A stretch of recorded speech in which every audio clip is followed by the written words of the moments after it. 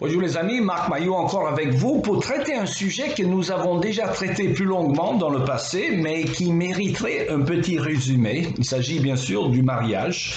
Dans la Bible, on lit dans la Genèse, chapitre 2, « Il n'est pas bon que l'homme soit seul, je lui ferai une aide qui soit son vis-à-vis. » Et un peu plus loin dans ce même chapitre, « C'est pourquoi un homme se séparera de son père et de sa mère et s'attachera à sa femme, et les deux ne feront plus qu'un. » Un peu plus loin, dans le livre de l'apôtre Paul aux Éphésiens, chapitre 5, en parlant du rapport entre la femme et son mari, « Vous, femmes en particulier, chacune soyez soumise à son mari, et cela par égard pour le Seigneur. Le mari, en effet, est le chef de sa femme comme le Christ est le chef de la tête de l'Église, qui est son corps, et dont il est le sauveur. Mais comme l'Église se soumet au Christ, de même la femme se soumet en toutes circonstances à son mari.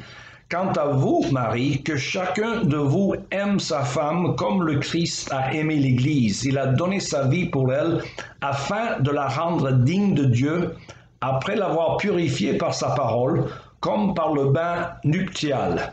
Il a ainsi voulu se présenter cette Église à lui-même, rayonnante de beauté, sans tache ni ride, ni aucun défaut, mais digne de Dieu et irréprochable. J'arrête la lecture là. Comme je dis, le sujet est important et même si on revient dessus, il y a une raison, car l'institution de mariage qui fut jadis le base de la société humaine est menacée dans notre civilisation moderne. Il est clair que d'après la Bible que Dieu définit le mariage comme l'union entre un homme et une femme. Mais maintenant, on veut appeler la relation sodomite entre deux hommes ou deux femmes comme un mariage. Alors manifestement, le mot mariage n'aurait plus le même sens. Le mariage, mes amis, d'après la Bible, fait partie de ce qu'on appelle le mandat de création, c'est-à-dire que le Créateur l'a donné à tous les hommes, et pas seulement les Israélites, à qui il a confié ses oracles. Et cette institution est donc bonne pour toute l'humanité. Dieu nous a créés hommes et femmes, et Dieu a béni la sexualité qu'il a créée, car l'homme et sa femme étaient tous les deux nus devant Dieu, sans en éprouver aucune autre. Dieu leur a donné le droit et même le commandement d'être féconde et de se multiplier. Il voulait que la femme soit le complément de l'homme, égale en dignité, mais différente. Je dirais, vive la différence. L'union quasi transcendante que le couple trouve dans son intimité est censée de refléter l'union pour laquelle Dieu nous a créés, notre union ultime avec lui. Et c'est pourquoi partout dans la Bible, l'Église est appelée l'épouse du Christ.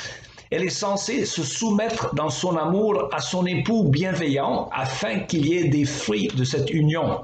Or, la production du fruit du mariage, à savoir les enfants, dépend donc de la soumission de la femme à son mari.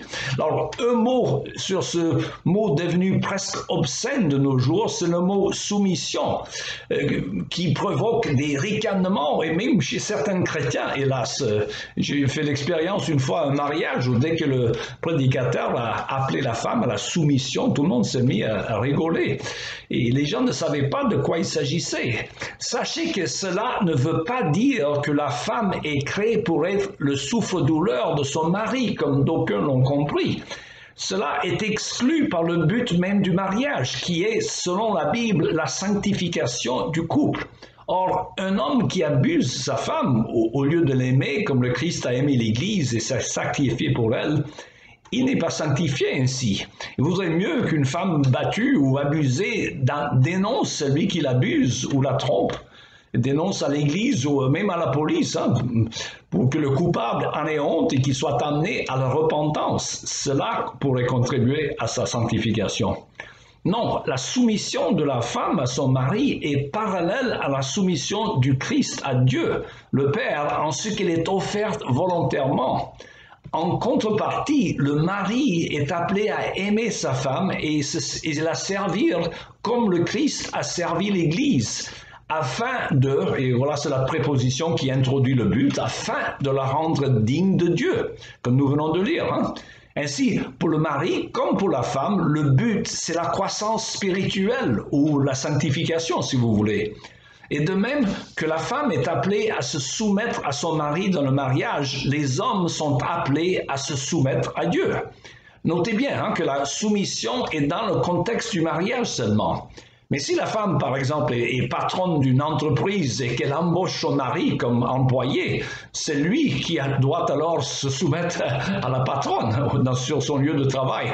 À cet égard, je pense à une anecdote. On avait interviewé le mari de l'ancienne première ministre anglaise, Margaret Thatcher, la femme de poing, comme on disait, dame de fer.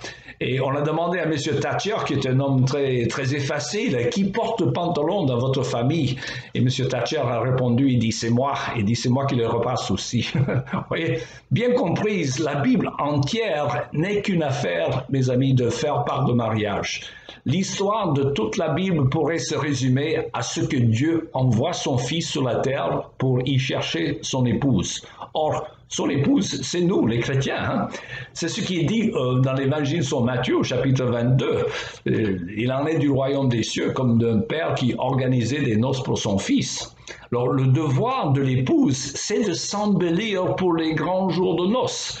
Alors, nous lisons cela dans le livre de l'Apocalypse au sujet de la fiancée du Christ, où c'est écrit, et je le cite, « Il lui a été donné de s'habiller d'un lin pur éclatant. » Cela représente des actions justes de ceux qui appartiennent à Dieu. Alors, trafiquer avec le mariage, comme les hommes veulent le faire aujourd'hui, c'est trafiquer, mes amis, avec l'ordre même de la création et les ordonnances que Dieu y a mis pour notre bien. Que les homosexuels puissent vivre dans ce péché, c'est regrettable pour eux. Il faut les aimer et prier pour qu'ils aient la grâce de la repentance. Mais que deux personnes du même sexe veulent se réunir et appeler cela le mariage, non. C'est une autre définition de ce terme, la définition que la Bible nous en donne. Alors, pourquoi pas donc, en fin de compte, un homme avec une vache? Ou faites-vous de la discrimination entre les différentes formes de vie? Seriez-vous un bigot anti-bovin par hasard? Voyez à quel point ça peut devenir ridicule. Voyez à quel point la société qui se détourne de la parole de Dieu est perdue. Il me reste qu'à vous souhaiter une bonne journée et à la prochaine.